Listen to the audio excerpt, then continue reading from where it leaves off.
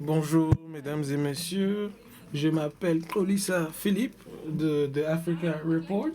J'aimerais faire quelque chose de non conventionnel et vous demander de faire quelque chose pour nous. Un instant, est-ce que vous pouvez sortir vos portefeuilles et nous montrer ces derniers? Car aujourd'hui, nous allons parler d'un sujet qui touche toute personne. Vous n'avez pas de portefeuille avec vous? Levez vos portefeuilles. Le consommateur africain. Donc en Afrique subsaharienne, dans l'Afrique subsaharienne, au cours des 2 dernières années, l'inflation a augmenté avec une augmentation à 2 chiffres. Et on a vu que 40% de nos revenus vont à l'achat des biens de consommation. Donc aujourd'hui, à l'entame de ce sujet sur comment nous pouvons relever les défis au niveau de l'offre et de la demande de la part des consommateurs et de leur pouvoir d'achat, nous allons avoir plusieurs panélistes. Nous avons Stéphane Nyavas du Boston Consulting Group qui va nous donner un peu le contexte avant qu'on plonge dans le vif du sujet. Allez-y, Nyavas. Merci. Bonjour à tous. Merci de me dire bonjour également. On m'a dit que j'étais l'expert, mais je plante juste le décor avant que les véritables experts se jettent à l'eau. Donc, il s'agit là d'un sujet très important que nous allons aborder aujourd'hui par rapport aux consommateurs africains et comment gérer l'inflation. Donc pourquoi parlons-nous de cela en Afrique? Vous pourriez nous demander cela. Si vous pensez à nos marchés africains, on est habitué à l'inflation. L'inflation est une constante. À chaque fois que je travaille avec mes collègues d'un autre continent du monde, ils me disent toujours, allez, comptez sur l'inflation, pensez-y. Donc pourquoi on en parle? Qu'est-ce qui a changé? Bien qu'on y soit accoutumé, cette fois-ci, il faut dire que le niveau d'inflation est très élevé en Afrique du Sud. C'est le plus haut niveau depuis 10 ans, au Nigeria depuis 20 ans, au Maroc depuis 10 ans, c'est le plus haut taux jamais vu.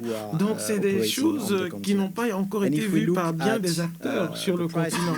Et si on regarde les données, si on voit le prix des biens de consommation, le trimestre de l'année passée et ce trimestre, on parle d'augmentation de 20%, de 30%, donc c'est des grands chiffres. Et qu'est-ce qui crée cette inflation? Il y a plusieurs choses. Je vais citer 3 choses importantes. La dévaluation de la monnaie. On importe beaucoup de choses et on a une forte dévaluation. Le Nigeria, l'Afrique du Sud. On a vu que c'était 25% pour l'Afrique du Sud. Quand on faisait la présentation aujourd'hui, c'est 40% par rapport au dollar. Donc c'est des gros facteurs qui impactent les coûts. Et il y avait eu des crises comme la Covid qui ont fait que beaucoup de biens n'arrivaient pas sur les marchés. Et quand il y a des pénuries, qu'est-ce qui se passe? Le prix augmente et la demande est régulée. Il y a aussi le coût de l'énergie qui a augmenté. Il y a aussi des problèmes d'accès à l'électricité sur nos marchés. Donc c'est toutes ces choses-là qui alimentent cette inflation. Et quand on voit cette croissance de l'inflation à 2 chiffres, on se dit que c'est élevé. Oui, c'est élevé. Mais on va essayer de contextualiser cela un temps soit peu. Si vous pensez aux dépenses des consommateurs qui sont de 40% de leurs revenus en moyenne sur le marché subsaharien, on voit que 40% est dépensé sur les aliments. Donc on peut dire, ok, il leur reste quand même 60%. Donc je peux peut-être augmenter à 45%, 50% pour continuer à survivre. Pas forcément, parce que dans cela, il y a encore le transport, il faut aller au travail, il y a le logement, il faut résider quelque part, il y a l'éducation, c'est très important, parce que vous ne voulez pas que les enfants se retrouvent dans la situation où ils n'ont pas d'argent. Donc, il y a aussi la santé à gérer. Donc, qu'est-ce qu'on prend pour compenser ce déficit-là pour s'alimenter? Et pourquoi est-ce que c'est encore plus difficile? C'est parce que quand on regarde ces augmentations de prix et quand on regarde les revenus, on voit que les prix à la consommation augmentent beaucoup plus rapidement 2 fois plus rapidement que les revenus. Donc, on se retrouve vraiment dans une situation ardue. Donc, que pouvons-nous faire? C'est ce que nous allons essayer de débattre lors de ce panel. Plusieurs choses que les entreprises de biens de consommation font pour essayer d'atténuer cela sur ce continent. D'abord, il faut gérer les marges. Pour les entreprises, parfois ils doivent défendre leurs marges, mais il y a la structure des coûts qui permet de réduire les coûts, peut-être co-marketing, des choses de cet acabit, et il y a aussi la gestion du portefeuille. Vous allez réduire peut-être ce que vous offrez pour garder le même prix, ou bien la gestion du revenu net. Qu'est-ce que ça veut dire? L'un des exemples, c'est que vous vendez quelque chose. Aujourd'hui, c'est 20 grammes pour 10 naira. Demain, c'est 18 grammes pour 10 naira. Le jour qui suit, c'est 15 grammes pour 10 naira. Ensuite, vous vous dites, bon, je suis allé un peu loin, qu'est-ce que je fais? Je fais peut-être 30 grammes et ça va être 20 naira. Et je recommence à zéro. Donc, c'est ce type de levier que les entreprises de biens de consommation utilisent. Et c'est similaire à ce que les consommateurs font. Nous avons fait une étude il y a quelques mois. Et en réalité, les consommateurs disent qu'ils sautent les repas. Donc, c'est un tiers des consommateurs du marché qui le font. Donc, ils ont dit qu'ils sautaient des repas. Donc, c'est une façon pour eux de gérer leur portefeuille ou plutôt ils choisissent des éléments moins onéreux. Donc, si vous voulez faire quelque chose de plus drastique, à ce moment, il faut s'attaquer à toute l'étendue de la chaîne de valeur. Donc, ne lisez pas tout ce graphique, c'est assez complexe. Le système alimentaire, cette chaîne de valeur agroalimentaire est très complexe. Donc, pour changer cette chaîne de valeur, ça prend du temps. Il faut changer plusieurs aspects de cette chaîne, plusieurs maillons. Au niveau de la production, il faut augmenter le rendement. Au niveau de la transformation, il faut augmenter la proportion de transformation sur le continent, parce que la plupart du temps, c'est fait à l'étranger. Si on le fait localement, on peut parvenir à résoudre ou contourner ce problème de dévaluation. Il y a aussi réduire les coûts d'entreposage et aussi la consommation. Devons-nous consommer ce qui vient du monde entier ou bien devons-nous focaliser davantage sur des cultures endogènes? Donc, c'est des choses dont le panel débattra. Et il y a 3 thèmes à ce panel.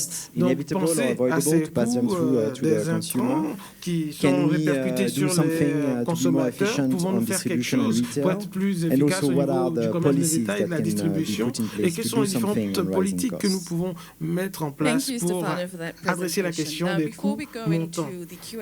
Donc, avant de se lancer dans la session de questions-réponses avec les panélistes, j'aimerais les présenter. À ma droite, nous avons Jacques Vermeulen de l'Afrique du Sud. Il est le PDG de Coca-Cola Beverages Africa. Son entreprise est très présente dans la région. À côté de lui, nous avons Tara Nathan, qui est la vice-présidente exécutive au niveau de Mastercard. Nous avons également Kadi Kone-Diko, qui est une associée senior à Amethyst. Nous avons également Stéphano, qu'on vous a déjà présenté, et qui s'approche du podium. Nous avons Farouk Bounel, directeur exécutif et vice-président du conseil du TGI Group. Je vais commencer par poser une question face à l'augmentation des prix de consommation qui seront répercutés. Est-ce que c'est inévitable? Good morning, everyone. CCBA, or Coca-Cola Beverages Africa, is doing about 40% of the volume on the continent of Africa for the Coca-Cola company. We employ 17,000 employees, and we service 680 outlets, so a very broad consumer base, so we understand the pressure that consumers are under. In the last couple of years with the pandemic and geopolitical unrest and high inflation, we did manage to grow our volume in an environment where the consumers are very constrained, as well as the continent is constrained for growth as well. And then the recent commodity cost increases was exorbitant, so we did pass on some of the cost increases to our consumer base. So to answer your question, I would say it was unavoidable to not pass on some of the cost increases. Répercuter ces augmentations de coûts au niveau des consommateurs. Tara? Donc, il est intéressant quand on parle des coûts consommateurs, c'est la fin de la chaîne de valeur. Si on part à l'amont, nous avons le petit exploitant qui est responsable de 80% de la production des aliments consommés ici, 60% de la main-d'œuvre à travers l'Afrique subsaharienne. Et vous savez, ils ont la double peine de non seulement être un consommateur qui fait face à ces augmentations de prix, mais aussi en tant que fournisseur, en tant qu'entrepreneur, ils font face à l'augmentation du coût des intrants, ce qui fait une pression de part et d'autre pour eux qui les empêche de survivre. Donc, est-ce que c'est évitable? Oui. Il faut se pencher sur les causes de ce qui augmente ces coûts des intrants pour les exploitants. On a parlé des inefficacités dans la chaîne de valeur. Si on regarde la chaîne de valeur agricole, elle est basée sur le papier, elle est très coûteuse. Et en fonction de la chaîne de valeur, vous avez juste 40% de pertes après récolte. Donc, les aliments produits sont perdus. 40% sont perdus. Quand on parle aussi d'augmentation des prix des intrants et des différentes semences, ça fait que les agriculteurs sont obligés de prendre des décisions non optimales. Ils doivent prendre peut-être un crédit de $100 qui permettrait d'avoir des semences qui donneraient le rendement idéal. Parce que ces faibles rendements sont aussi une des causes principales de l'augmentation des prix des biens de consommation. Donc, si on permet l'accès au crédit à ces petits exploitants, dans ces petites localités, ils pourraient acheter des bonnes semences qui ont le rendement approprié, qui pourront augmenter la production. Donc, à ce niveau, c'est des petites choses qui peuvent se faire si on se penche sur les causes profondes de ces défis en amont. Donc, les allées de supermarchés sont devenus des endroits redoutés pour beaucoup d'Africains. Ils doivent se décider, est-ce que je dois acheter de la nourriture, est-ce que je dois acheter des produits d'hygiène, des produits d'entretien, lesquels seront une priorité vu l'ampleur et la vitesse à laquelle les prix augmentent. Est-ce que c'est inévitable, Kadi? Est-ce que c'est évitable? Elle va s'expliciter en français. Yes, actually, I decided to switch in French because I see a lot of my compatriots here. I'm very pleased to have you. So you don't need to use your headset here for me. So, at Amethyst, we invested both in manufacturers of fast-moving consumer goods and producers as well, in two supermarket groups that are leaders in the countries, Naivas in Kenya and CDCI in Côte d'Ivoire. And what I can say is that for the retailer has to pass through the inflation cost to the consumer. He has to, in part, because with the right investments and with the right strategy, he can limit these costs being passed through the consumer. But he has to, in a way, because basically if you look at the costs of a retailer, you have the product itself, which is the product that he purchases from his suppliers, the vendors are impacted by inflation, so he has to pay a higher price. And that product, if it's an imported one, there's what Stefano was mentioning, there's also the Forex, the exchange rate, a local currency, US dollar, or local currency, euro, which is impacted, and there's also the cost of transportation. So that's a first component of the price of the product. There's also the cost of logistics for the supermarket group because they have to both supply the supermarkets, they have to manage inventory in the warehouses, which is a third cost. There's labor also, and the cost of energy. So on some segments, it's rather difficult to limit costs being passed through the consumers. On other segments, we have initiatives that we see coming up. We have initiatives on the product side, doing what you were describing, saying that when you take a supermarket such as Naivas in Kenya, What we are able to do, because we have an industrial tissue that is rather strong, 90% of the products in these supermarkets are local products that are gotten from 1,700 local suppliers. So this is a natural solution to inflation and increase in logistics costs. So what was interesting is that we had 70% also local products at CDCI in Côte d'Ivoire. We haven't reached the 90% of the supermarket in Kenya, but it's rather a positive figure because it's a different trend if you compare that to the classic supermarkets where you have more imported goods than exported goods. So the second thing on the product side that is very important is what CDCI from Côte d'Ivoire developed, which is the semi-wholesale, which allows them to get the margin from the retailer and then have it benefit the consumer. So that is a strategy that is used by the supermarket groups in order to limit inflation.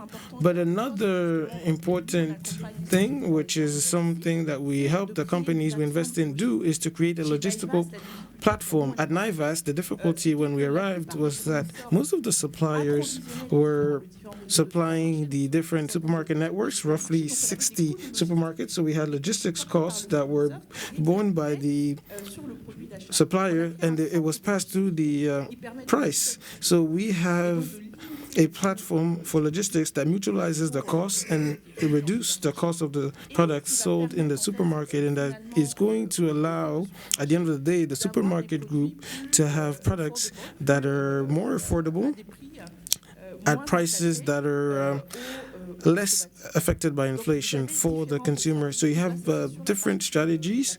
That is on the side where we decide how we can choose products that allow us to pay a lower price and also have a logistical base that allows us to have an increased efficiency to fight against inflation for the consumer.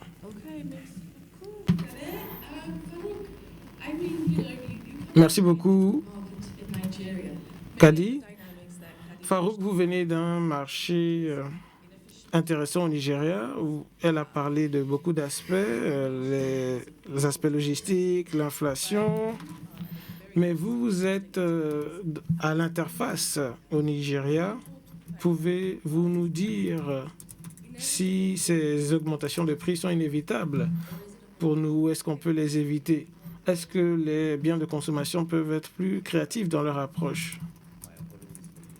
Je m'excuse d'être en retard. J'étais à un petit déjeuner d'affaires. Mais c'est un sujet très intéressant et c'est quelque chose qu'on essaie de résoudre au quotidien dans mon groupe. La différence, c'est que j'ai la chance de pouvoir contrôler ma chaîne de valeur. Par exemple, nous faisons plusieurs choses. Et si nous prenons la chaîne de valeur agricole de mon entreprise, nous produisons des semences, nous faisons les fertilisants et les produits chimiques agricoles. Et on va dans la communauté, on crée nos coopératives. Donc on identifie les agriculteurs et on leur prête les fertilisants, on leur fait de la formation technique et professionnelle, on fait de la vulgarisation pour leur enseigner les meilleures techniques, pas la technologie, les meilleures techniques. Parce que quand on commence à introduire la technologie dans les économies rurales, on augmente le chômage. Plus il y a de tracteurs, moins il y a de personnes employées. Parce que si on prend un tracteur pour 1 hectare, ça fait 18 emplois en moins pour ce même hectare. Donc on introduit cette technique et ça fonctionne. Et quand il y a la récolte, nos entreprises viennent avec une garantie d'achat. Donc ça veut dire que nos intrants sont prêtés aux agriculteurs. Une fois qu'ils ont produit, ils peuvent rembourser l'entreprise qui a fourni les intrants. Ensuite, l'usine va transformer ces matières premières agricoles. Donc, nous avons aussi la production des emballages, des sacs dans lesquels nous mettons nos produits. Une fois que l'usine a fini de transformer, notre entreprise de distribution achète de l'usine et ils sont ensuite responsables d'acheminer le produit au consommateur dans le centre urbain. Donc nous avons une base rurale, une base semi-rurale, périurbaine et une base urbaine. Et ce que nous avons fait récemment, vu que nous ne pouvons pas porter ce fardeau tout seuls, nous avons acheté une banque et notre banque a commencé à travailler avec notre entreprise d'intrants pour que nos différents agents soient des agents de la banque, c'est-à-dire ces personnes qui n'avaient pas accès aux services banquiers, parce qu'on parle tous de la technologie et de l'efficacité de cette dernière, mais si je suis à 250 km de la prochaine banque, vous ne pouvez pas me dire que mon argent est en sécurité à la banque, parce qu'il y a beaucoup de transactions fiduciaires. Donc, nous travaillons avec nos agents pour s'assurer qu'ils deviennent une forme d'agence bancaire dans leur communauté afin que les gens commencent à déposer, retirer de l'argent et ils peuvent même faire des emprunts à leur niveau. Et jusqu'à présent, nous avons près de 99,6% de taux de recouvrement de créances. Donc les défauts de paiement sont très limités. Maintenant, par rapport aux coûts répercutés, c'est inévitable. Mais quels sont les coûts qui sont répercutés? Si vous voulez un système inclusif, il faut être efficace, efficient. L'efficience, on en parle dans les centres urbains, mais dans les zones rurales, il faut créer une économie rurale inclusive où les personnes sont éduquées. Donc, ça permet de sécuriser aussi vos actifs, votre richesse, parce que les gens sont actifs. Donc, si vous avez la sécurité, vous êtes en train déjà de réduire les coûts. Ensuite, il faut regarder les choses que vous ne contrôlez pas. Par exemple, l'emballage, la qualité du produit. Vous n'êtes pas en train de réduire la qualité en disant que les gens vont tomber malade. On est en train de regarder l'abordabilité. Est-ce que cet emballage est nécessaire? On a une équipe de marketing qui regarde toujours l'emballage. Quel type de couleur utiliser? Quel type de matière première dois-je utiliser pour faire l'emballage et le sac? Comment réduire ce coût? Où est-ce que je fais la promotion? Si je vends à des consommateurs urbains, est-ce que je fais une communication numérique ou dans les médias traditionnels, télévision, radio? Parce que tous ces coûts-là, ils peuvent être gérés. Si vous avez une histoire sur ce produit, disons que ce produit a créé des milliers d'emplois, le consommateur sera naturellement attiré. Et ça nous permettra aussi de le toucher. Donc, on a des partenaires. On travaille avec toutes les agences de développement dans mon pays, en tout cas. Certains d'entre nous nous donnent des subventions, d'autres nous donnent de la formation. Parfois, on nous donne les deux. Et on essaie de s'assurer que l'on réduise les coûts de production et les coûts de distribution, tout en contrôlant l'aspect financier de cela. C'est inévitable, mais c'est gérable. OK. Par rapport à ce point, par vous, Tara, je sais que vous êtes très passionné par l'efficience dans le réseau de distribution et vous avez parlé de quelque chose portant sur la chaîne de valeur agricole.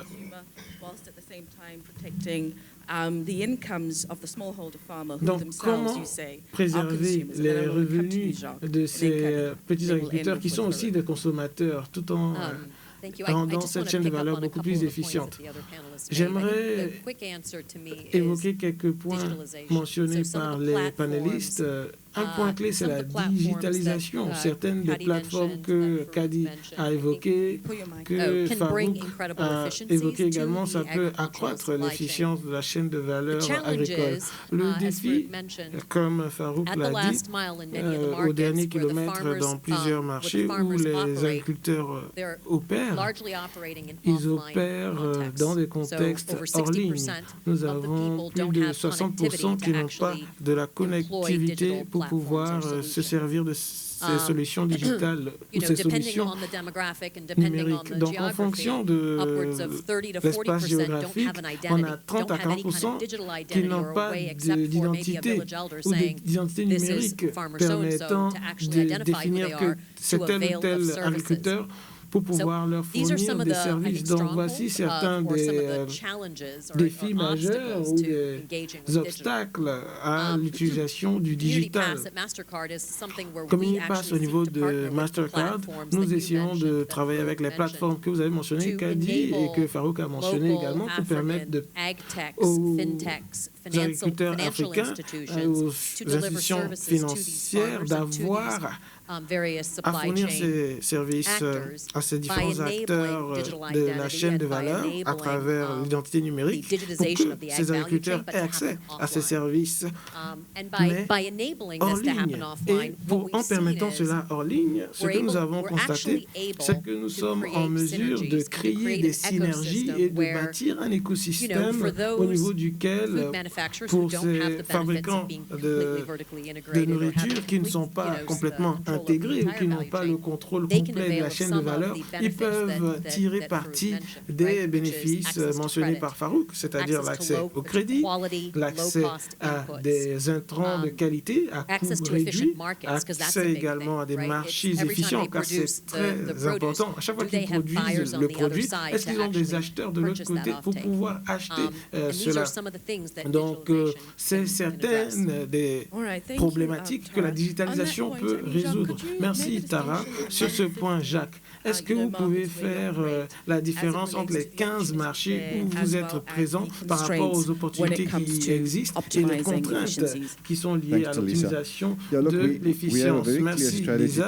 Nous avons une stratégie claire pour faire croître tous nos marchés d'un point de vue croissance à travers toute notre entreprise, mais en même temps, on essaye d'augmenter l'efficience de la chaîne de valeur parce que c'est très important. Et l'efficience est en lien avec ce que nous offrons à notre base de consommateurs. Et beaucoup de nos initiatives sont autour de comment rendre nos produits beaucoup plus abordables, comment identifier un prix qui est pertinent pour le consommateur. Et c'est l'un des points majeurs pour nous en termes d'initiatives, mais aussi pour notre chaîne de valeur.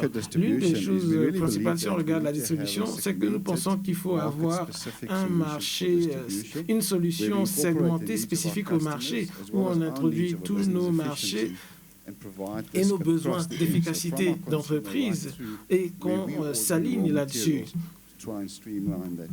Essayer d'uniformiser ce processus. L'un des avantages majeurs pour nous en Afrique, c'est la numérisation par rapport à ce que vous disiez. Et nous investissons dans la numérisation, pas parce que nous pensons que la technologie, c'est la seule solution, mais parce qu'il faut travailler dans un monde digital. Et ça fait partie également des attentes en temps réel de nos consommateurs. Et ce que nous faisons, c'est investir à travers toute la chaîne de valeur, c'est-à-dire du consommateur jusqu'aux autres acteurs de la chaîne de valeur, afin que nous devenions beaucoup plus efficients et qu'on permette aux autres d'être plus efficients dans cet espace. Et cette technologie va nous permettre d'être beaucoup plus orientés vers les données et utiliser les dernières technologies telles que l'IA pour une meilleure prise de décision et une meilleure proactivité à travers la chaîne de valeur pour jouer un rôle. Et dans le cadre de ce rôle, et je vais lier cela à ce que vous disiez, c'est comment est-ce qu'on bâtit des capacités au-delà de nos réseaux et de nos chaînes de valeur? Comment on permet à ces personnes d'être partie prenante de nos réseaux d'un point de vue numérique? Donc, ce que nous tentons de faire, c'est d'offrir davantage d'options au marché pour nos bases de consommateurs et au même moment, nous tentons de préserver les opportunités sur le marché qui existent déjà et on tente également de former des partenariats et à travers ces partenariats, on fait faire intervenir davantage de personnes. Et pour nos consommateurs, nous espérons mieux être en contact avec eux que ce que nous avons fait jusqu'à présent et c'est une évolution constante qui est visée afin d'être au plus proche du consommateur quand on leur donne de quoi rafraîchir leur boisson. Ok, super. Alors, Kadi, est-ce qu'il y aurait un avantage particulier au niveau justement de l'efficience de la chaîne de valeur? Yes, indeed. You see, the supermarkets groups are in a sector that is extremely competitive as of today. There are quite a lot of supermarket branches, and the truth is, if they have the ability to get a better handle on their costs, it's easier for them to have a better margin without having to raise the prices. And this really highlights the importance of this efficiency in order to better handle inflation and not have this have an impact on the consumer. Now, there are two aspects that are quite important talking about efficiency. First of all, as Tara said, digitalization.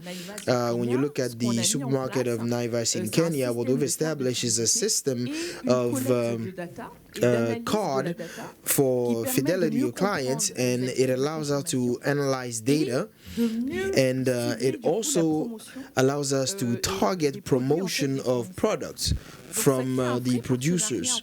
Now, it creates a real partnership between supermarket and the producers, which indicates that, for example, okay, maybe we don't have to promote some product as opposed to others, maybe toward the end of the month or something. So we have the ability to identify what is important. So at this point, we know, for example, that at a certain point in time, maybe at some point during the month, there is maybe the client will receive their money, their salary, so it's easier for them to afford some other type of product. So we can make a lot of adjustments. We can minimize the cost of marketing also for the producer, and it creates a real partnership between the producer and the supermarket to be able to adjust prices and find a way to provide a good offer for the consumer. And this is something that we've done, and we've seen the impact of digitalization as part of data collection and also as part of promotion of the offer for the consumer. And it allowed us also to limit food waste and also improving rotation of stocks. So this is an investment that is quite significant for corporation, but we believe it is necessary, it is important for you to be more efficient. Now, the second element is the modernization of the platforms. Now, it's not as easy as it sounds.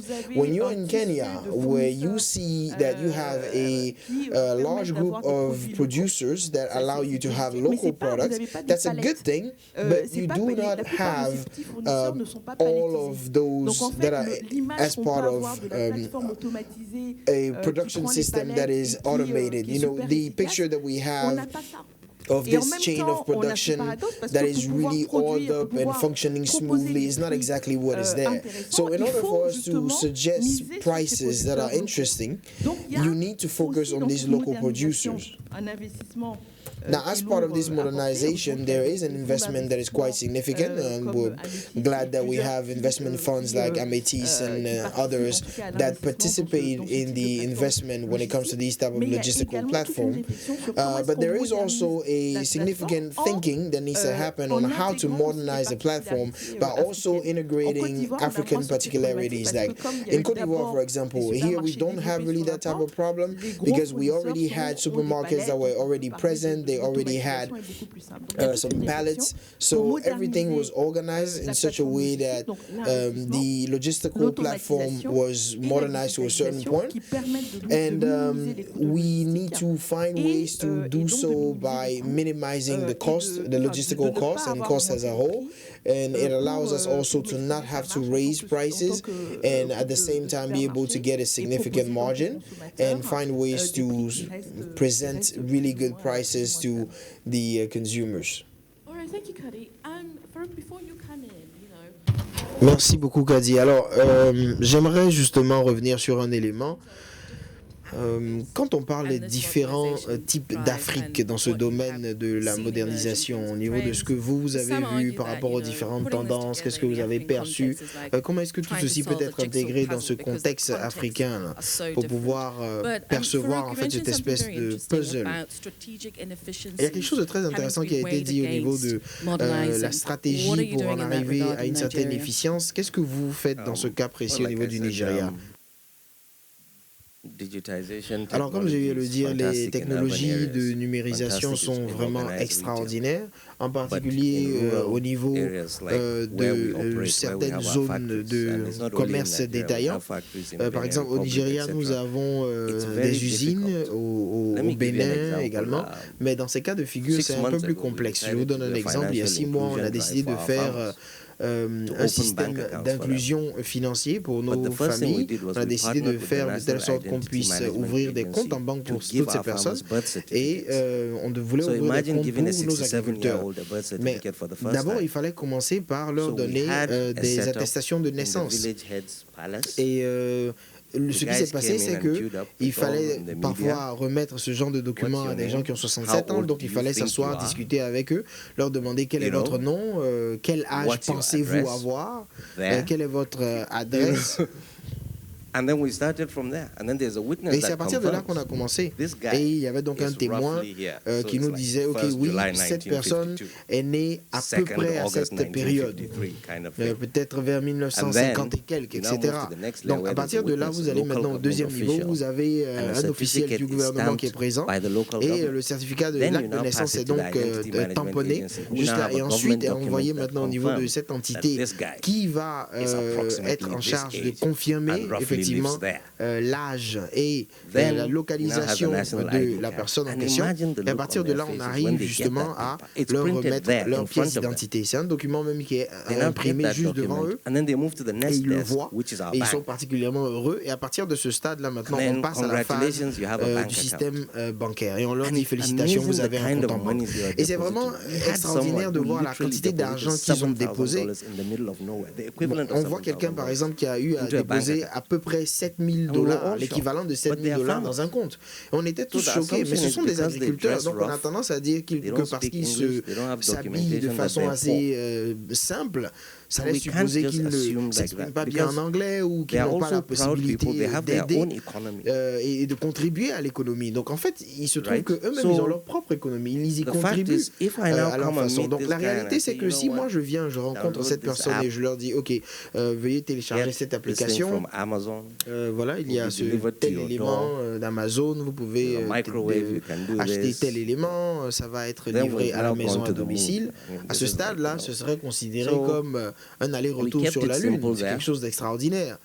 Donc on a essayé en fait de garder les choses le plus simple possible. Faire vraiment le b.a.-ba de la numérisation. Et je pense que maintenant, leurs enfants auront bien entendu une vie meilleure parce que les parents ont réussi à avoir une amélioration au niveau justement de leur quotidien grâce à ça. Et d'ailleurs, c'est quelque chose, même si vous faites quelque chose de façon manuelle avec justement cette numérisation, il est important que vous ayez une certaine technique. Donc on essaye justement de faire des séances de formation. On voit par exemple que peut-être au fur et à mesure, vous êtes là, vous faites usage de vos mains, et juste après peut-être votre fils, avec la formation et l'amélioration, commencera à utiliser des machines, etc. Et on essaye justement d'aller progressivement. Donc il y a une Afrique rurale, il y a une Afrique urbaine, et nous sommes entre les deux. Il est important que nous puissions ajuster toutes nos activités aux besoins justement de cette Afrique qui est rurale. Il est donc de notre devoir de créer ce lien, ce pont entre ces deux entités. On ne peut pas prendre tout simplement ce qui est fait à Singapour ou aux États-Unis et essayer de venir l'implémenter au Nigeria de façon systématique. Par exemple, on a Kebbi qui est au Nigeria et Lagos qui est au Nigeria, mais ce sont deux Nigérias complètement différents. Donc Kebbi apporte du riz à Lagos et Lagos consomme le riz. C'est ça le lien qu'il y a entre les deux. Thank you, Farouk.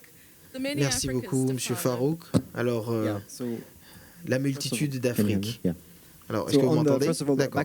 Alors, pour revenir à cette question, justement, de plusieurs Afriques, je pense que comme Farouk a eu à le dire, quand vous observez la situation sur le long terme, il y a plusieurs choses qu'on peut gérer au niveau du travail sur les chaînes d'approvisionnement, essayer de s'adapter à ce qui est fait à l'étranger, trouver des moyens de trouver des systèmes qui seraient plus appropriés ici.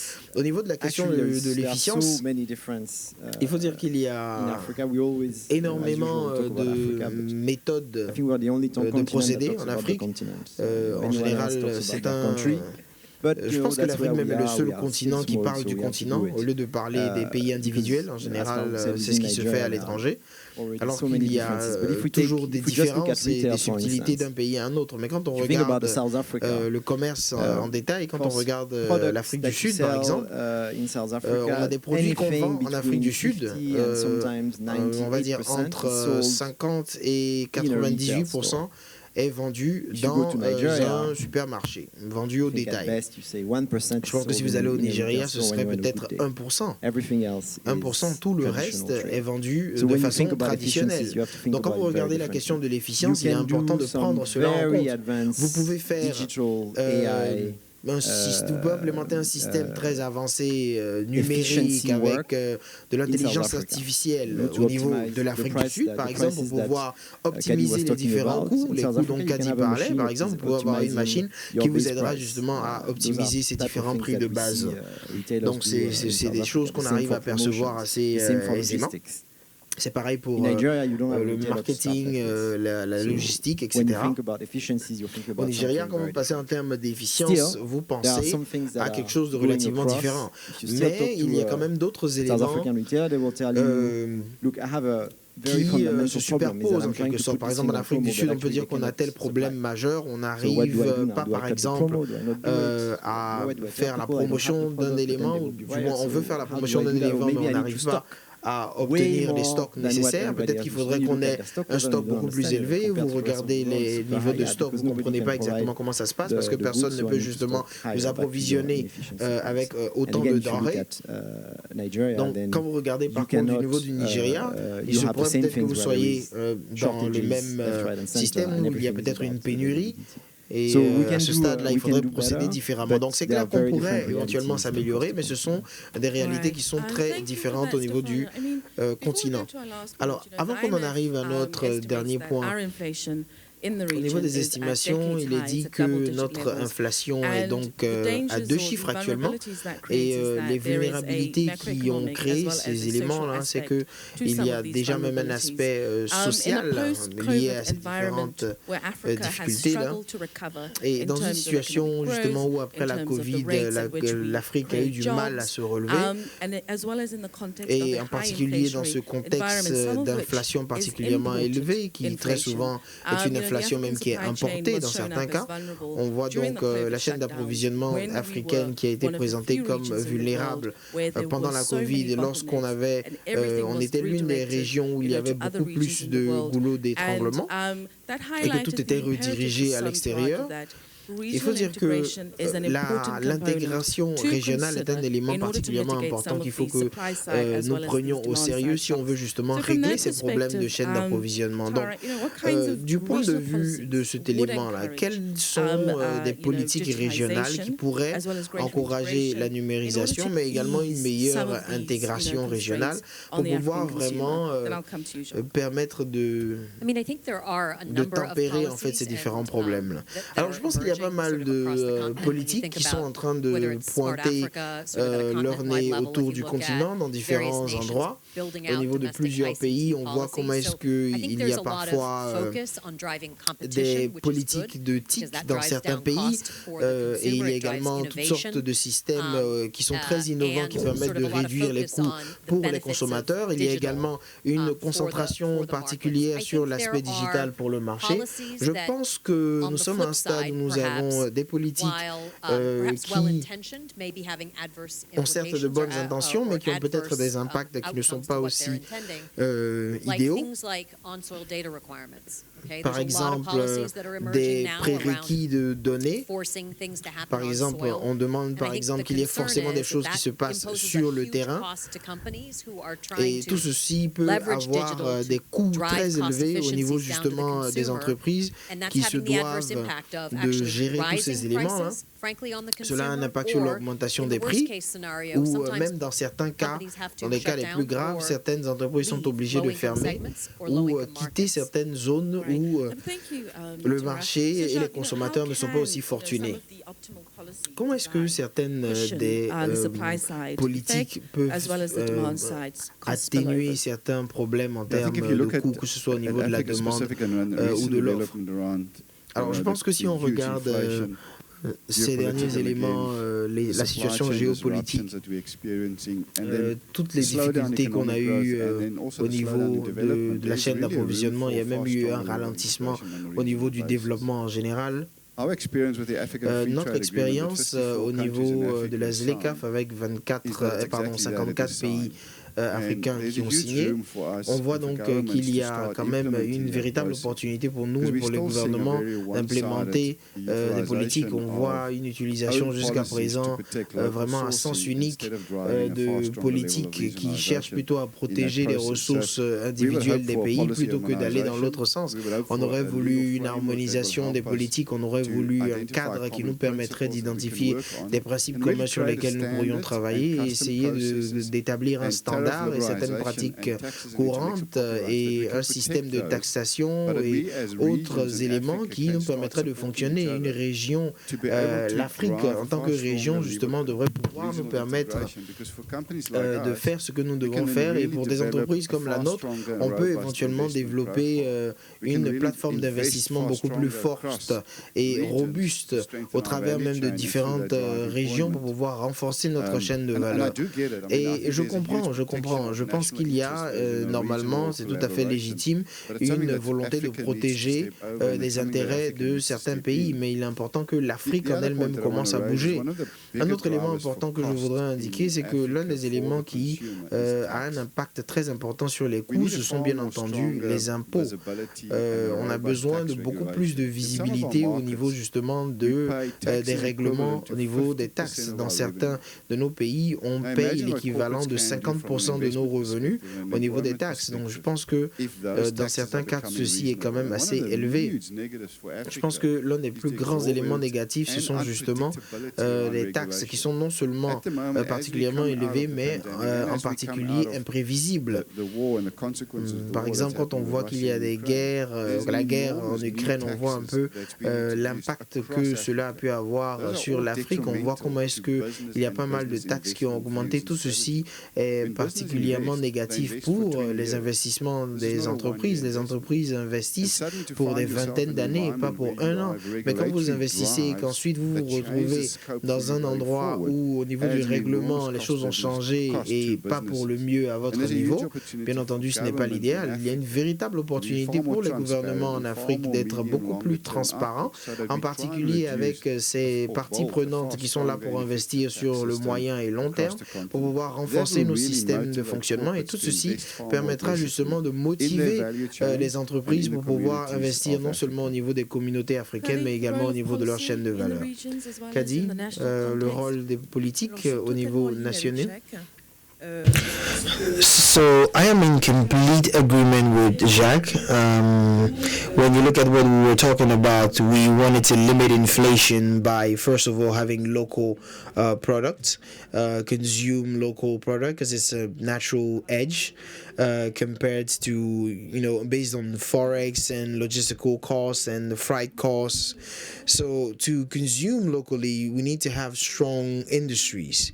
And one of the very first constraint of industries everywhere, and it's pretty much the same thing whether we're talking about Côte d'Ivoire, Senegal, or South Africa, is the weight of taxes.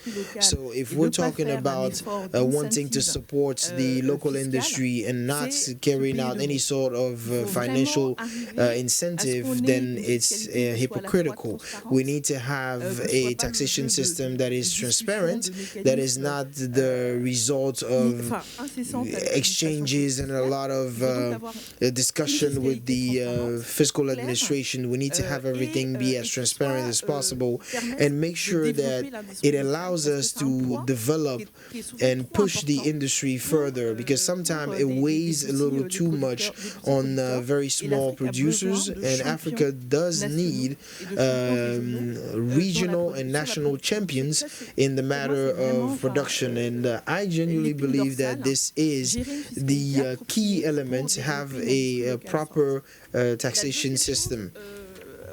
Now, the second element, it's something that we touched upon a little when we talk about policies and initiatives to manage inflation, we think about the price setting.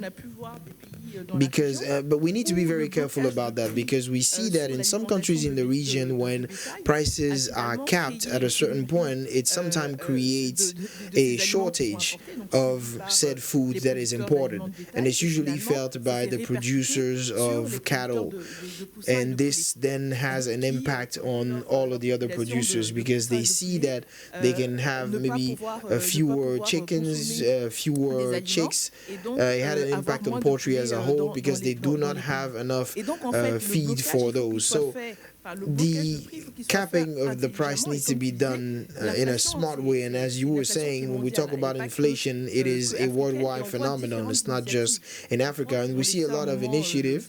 I believe in some countries there was a moment where they allowed things to be fairly easy going on the food side. Now what we're trying to focus on is that the state, for example, would not set prices on specific products, but it would allow the producers to have a sort of a basket of product that they would choose themselves. So from one distributor to the other, it would change, but then they commit to cap the price on maybe a single trimester, and then we can wait and see the repercussions of that. So when we look at the different initiatives, the policies that we can implement to really limit inflation, I believe there is, first of all, developing a production, encourage a local production. Secondly, mitigates the impact of taxes.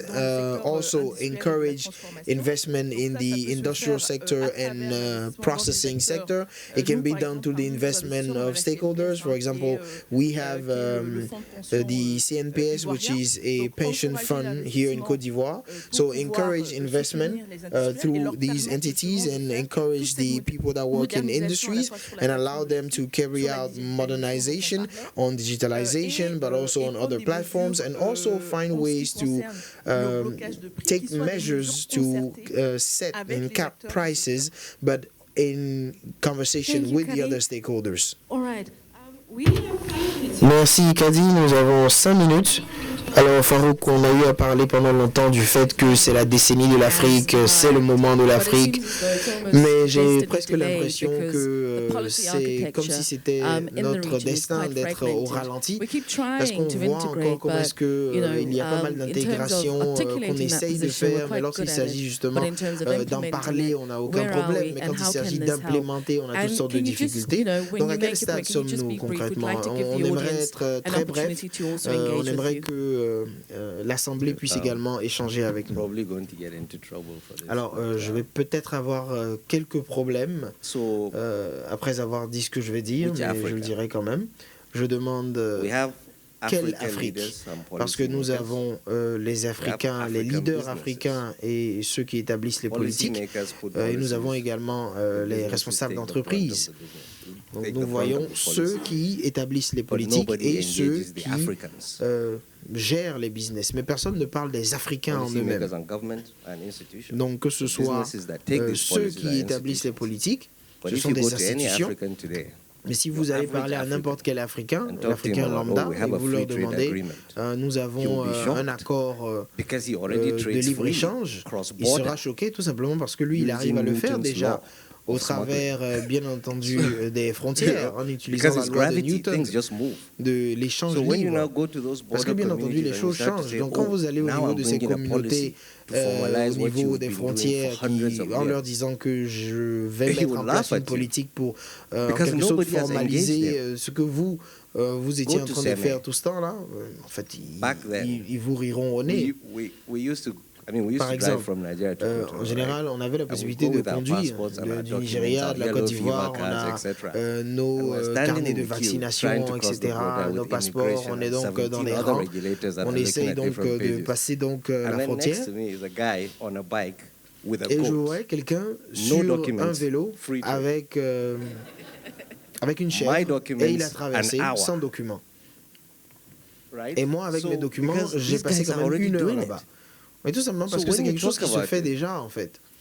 Donc, quand vous êtes en train de parler du fait qu'il faut améliorer la situation, on ne peut pas permettre justement aux entreprises de continuer si on ne met pas, on n'inclut pas ces différentes personnes sur le terrain qui arrivent justement à faire fonctionner le Naira et le CFA lorsque les banques centrales ont toutes sortes de difficultés pour le faire.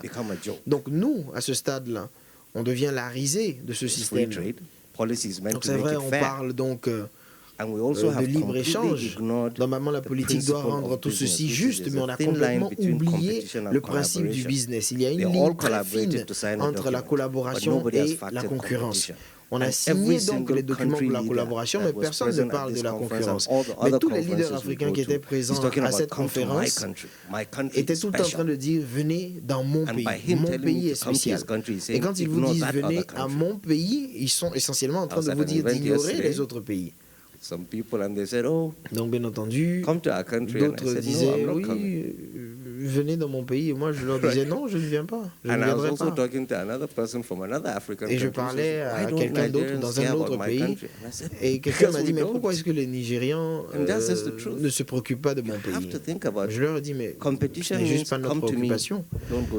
La concurrence veut tout simplement dire que je veux que tu viennes chez moi et non pas chez l'autre.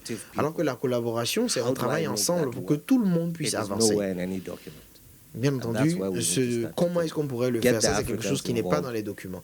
Il faut qu'on implique les Africains dans les politiques africaines. Merci.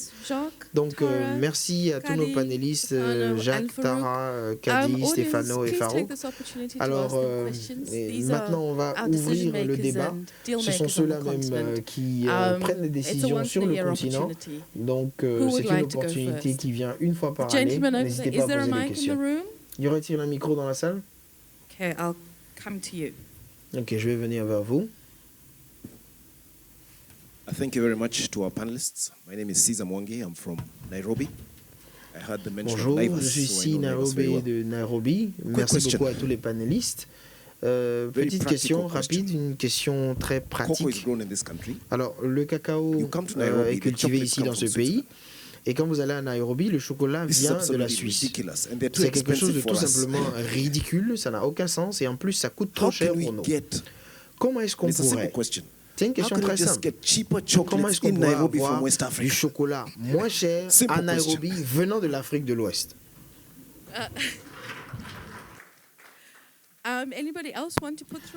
Quelqu'un d'autre voudrait-il poser une question? Je pense qu'on a la place pour prendre deux autres questions. Ou bien est-ce que sur le panel, vous voudriez répondre dès à présent avant qu'on prenne d'autres questions? Kadi, Tara, Jacques, Farouk ou même Stefano, vous pouvez vous jeter à l'eau. Pourquoi est-ce qu'on n'a pas de chocolat à coût réduit en Afrique alors que nous sommes des producteurs de cacao? Kadi, do you want to go? Madame Kadi, comme je suis ivoirienne, je vais me jeter à l'eau. Je pense que tout d'abord, en Côte d'Ivoire, on s'est focalisé sur l'agriculture avec notre premier président, Félix Houphouët-Boigny. Donc nous produisons le cacao, mais la population de la Côte d'Ivoire ne consomme pas le chocolat, ou du moins à cette époque ne consommait pas le chocolat. Donc pour la Suisse, pour les pays européens, il était important de produire le chocolat. Et si vous voyez, ils utilisent le cacao, mais ils utilisent aussi d'autres ingrédients pour pouvoir parvenir à cette tablette aussi raffinée. Donc la conception du chocolat en Côte d'Ivoire, la consommation était faible. Les gens ne consommaient pas de chocolat, donc c'était pas un centre de focalisation de produire le chocolat. Mais vous voyez de plus en plus qu'il y a des entreprises internationales qui sont présentes en Abidjan et qui produisent du chocolat. Et il y a des acteurs locaux également qui le font. Mais c'est vraiment à ces premiers pas. Nous espérons que à l'avenir, nous aurons davantage d'industries de fabrication chocolatière. Mais vous savez, l'évolution de l'industrie suit l'évolution de la consommation. Maintenant que nous avons davantage d'Ivoiriens urbains qui consomment du chocolat, ça devient un marché à servir. across Africa. But I don't know if in Kenya, on devrait voir toute l'Afrique. Mais je ne sais pas si au Kenya, il y a 20 ans, on mangeait du chocolat. En Côte d'Ivoire, c'était vraiment la poudre de chocolat qui était utilisée. Ce n'était pas une consommation similaire à celle de l'Europe où vous voyez les personnes mangent du chocolat quotidiennement. Même en Abidjan, en Côte d'Ivoire, c'est encore une conception urbaine, une consommation urbaine. Mais maintenant qu'on a la demande et la fabrication de chocolat, ça devrait être comme dans d'autres industries en Côte d'Ivoire, c'est-à-dire vu que c'est le premier pays producteur de cacao avec son voisin le Ghana, nous devons avoir le soutien du gouvernement pour faire croître ces industries afin qu'elles produisent du chocolat, pas que pour la Côte d'Ivoire, mais aussi pour tout le continent africain. Merci Madame Kadi pour cette réponse. Nous allons prendre ces deux interventions. Présentez-vous à l'entame de votre propos. Good morning, everybody. I work for JCDECO in West and Central Africa. Apologies for speaking French. For our consultant, thank you for the interesting slides. This is a question on currency. Do we see patterns of inflation that are different, whether you are in the CFA region or in another region? And if it's the case, can you tell us more about the difference between these two currency areas? Je vais prendre les deux questions et ensuite on va y donner réponse. Je m'appelle Sondé Achade du Nigeria. Je voudrais répondre un tout petit peu et donner ma question. Je produisais du chocolat il y a 12 ans. Quand j'étais à Cadbury, j'ai dû arrêter de produire le chocolat parce que la distribution de ce produit n'était pas facile. Ce n'était pas des produits qui étaient consommés à haute fréquence parce qu'il faut aussi prendre en compte le fait qu'il faut réfrigérer cela. Et au final, on réalisait beaucoup de pertes. Donc, on a décidé de remballer nos affaires et partir. Mais maintenant que les gens produisent le chocolat, peut-être qu'il faudrait penser à cela.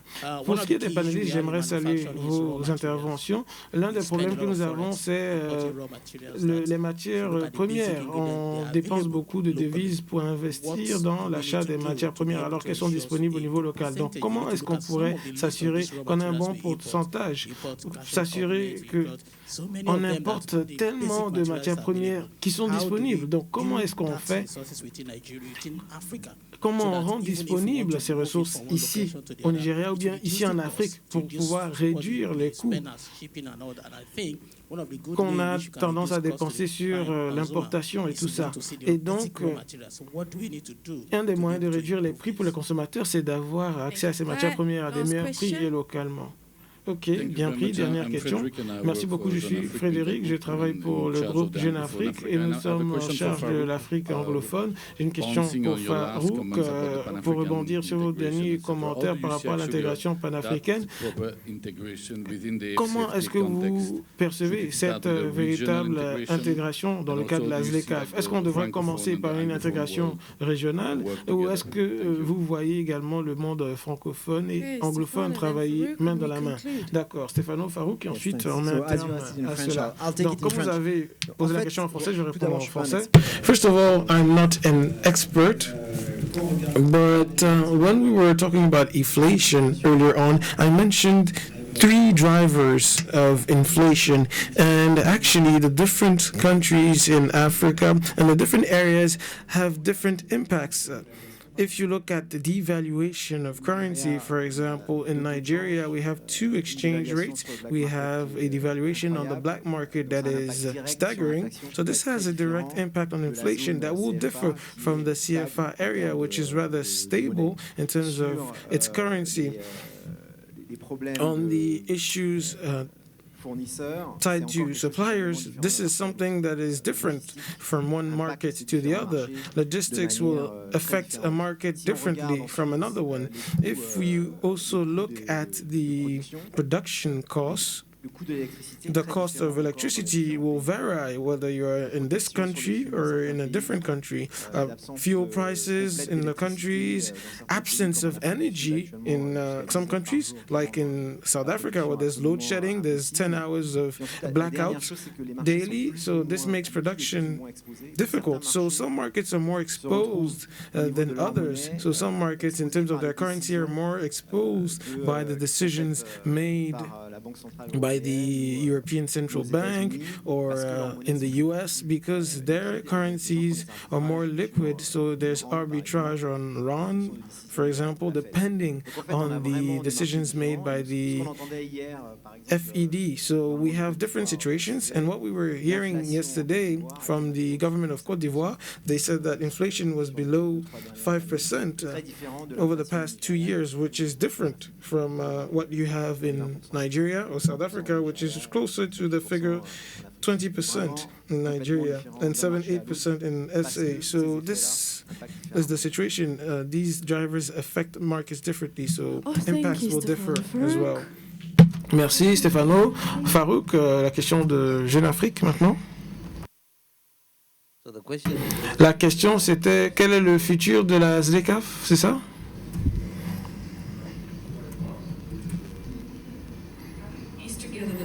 Comment est-ce qu'on réconcilie toutes les différentes Afriques, francophones, lusophones, anglophones, sans oublier les tribus, bien entendu? La réponse franche, c'est je ne sais pas. Je pense que nous devons étudier la façon dont nous devons officiellement étudier comment les Africains se déplacent et interagissent les uns avec les autres, plutôt que de se baser sur des hypothèses théoriques de comment ils sont supposés interagir et se déplacer. Si vous cherchez une ville sur Google comme Ilara, comme ça s'entend, I-L-A-R-A, c'est une ville à la frontière entre le Bénin et le Nigeria. Il y a une maison qui a son salon au Nigeria et ses toilettes au Bénin. Et donc, c'est ça le constat. C'est difficile quand on se balade dans les pays de dire la Gambie, le Sénégal, le Lesotho et l'Afrique du Sud. Donc, il faut entendre et comprendre comment nos populations se déplacent et interagissent. Et après avoir fait cette étude, on peut revenir et formaliser cela, plutôt que de bâtir une structure formelle où beaucoup de personnes, comme je l'ai dit tantôt, n'ont même pas de pièce d'identité. Donc ce que je pense, c'est que nous devons avoir cette méthode introspective, nous devons comprendre ce qui nous différencie et ce qui nous rassemble. Les succès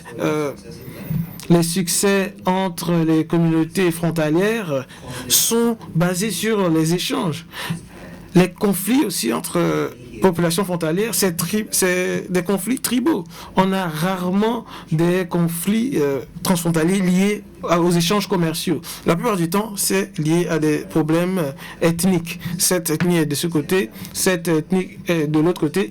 Ils vendent des ignames, mais il y a un qui a essayé de les arnaqués, mais en tout cas, ils ont trouvé une solution. Mais c'est surtout les conflits tribaux qui créent des tensions transfrontalières. Donc, ce que je pense, c'est que comme on le fait dans notre groupe, nous sommes constamment en train d'évaluer la psychologie des consommateurs, la psychologie des parties prenantes, et on essaye de voir comment nous pouvons un temps soit peu les rapprocher de la formalisation. Ce ne se fera pas du jour au lendemain.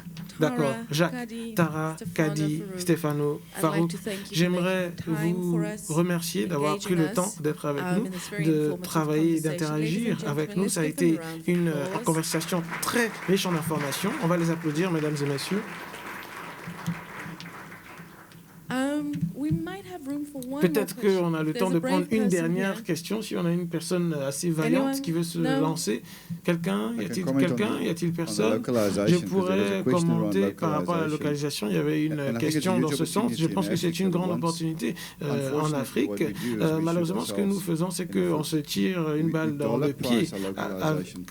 Quand on a des prix de dollars pour les produits locaux, on a des impôts pour les produits locaux comme si c'était des produits importés. Et on commence à protéger des industries au niveau interne et il faut plutôt créer des industries qui sont concurrentielles et qui sont de classe mondiale. En Afrique du Sud, il y a beaucoup d'exemples de cela. Donc, il y a beaucoup d'opportunités pour que les entreprises travaillent ensemble à travers les régions pour pouvoir bâtir des industries localisées sans se soutenir les uns et les autres. Il y a beaucoup de choses qu'on peut faire pour rendre ce continent meilleur. Est-ce que quelqu'un veut intervenir rapidement? D'accord, je me dirige vers vous.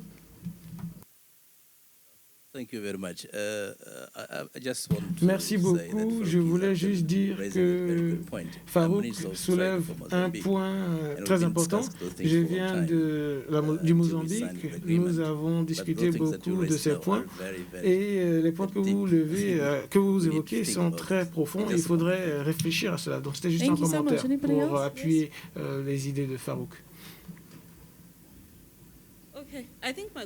Je pense que ma question est pour Tara. Je voudrais comprendre. Je sais qu'elle fait le travail humanitaire et le développement, donc j'aimerais savoir comment il travaille au Nigeria pour appuyer le secteur, le travail avec peut-être les agriculteurs ou le travail avec le secteur privé. À quel niveau est-ce que vous nouez des partenariats avec les agriculteurs au Nigeria pour développer le secteur privé en tant qu'institution Mastercard?